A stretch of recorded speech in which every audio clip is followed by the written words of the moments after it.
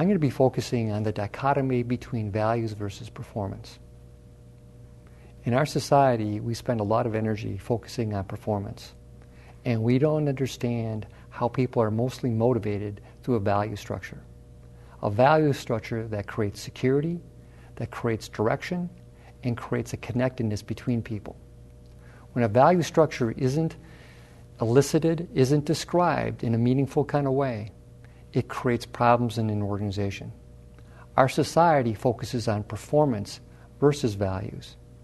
Built to Last talked very extensively and researched the reality that organizations that thrive and prosper are organizations that understand their value structures. Performance flows out of values. Performance does not create values. When you focus on performance, and performance is your measure, the validation of an individual is diminished. Individuals need to feel a bigger picture. They need to feel like they're moving towards something that's bigger than them.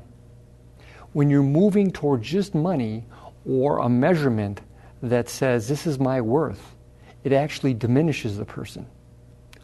Worth occurs when people are valued, they understand what is valued. Then the rewards of money and recognition make sense. Money and recognition for the sake of money and recognition is a never-ending defeating cycle. We have to just look at Wall Street. There was never enough. Greed overwhelms us because it doesn't fill the hole in our hearts. The hole in our hearts is always there and can only be filled by effective connectedness. Effective connectedness on an organizational level only occurs by developing the value system of the organization and measuring people around those values. I'm not saying, and I'm not talking about the fact that performance shouldn't be measured. I will tell you from a practical standpoint, when you can motivate somebody through values and through connectedness, the performance is an outgrowth of that process. You will get better performance by moving people around the values of an organization and who they are. The mistake that we make is when we hire for performance and we ignore values, we get blackmailers in our organization. People who are great performers that don't match the values of the organization. That becomes very dangerous because those very people will disrupt the organization as opposed to enhance the organization and diminish other people.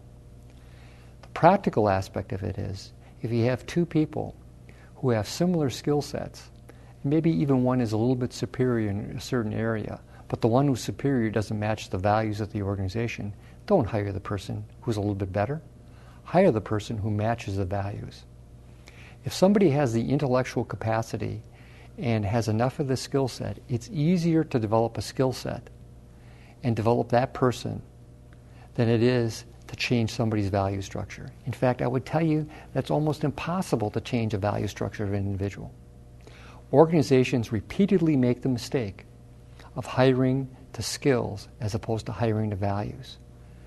When that occurs, you have high performers who don't match the values. High performers who don't match the values will hold you hostage. They will develop relationships with your customers. They will develop relationships internally that are self-focused and not focused on the overall value of the organization. It's critical as an organizational leader, as an organizational development person, to begin understanding what the values are, how to begin hiring to them, and then, more importantly, how do you measure people around the values?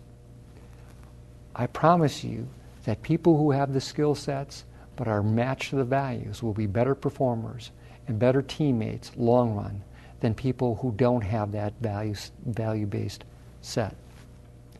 I'll ask you a couple questions. Think about these things.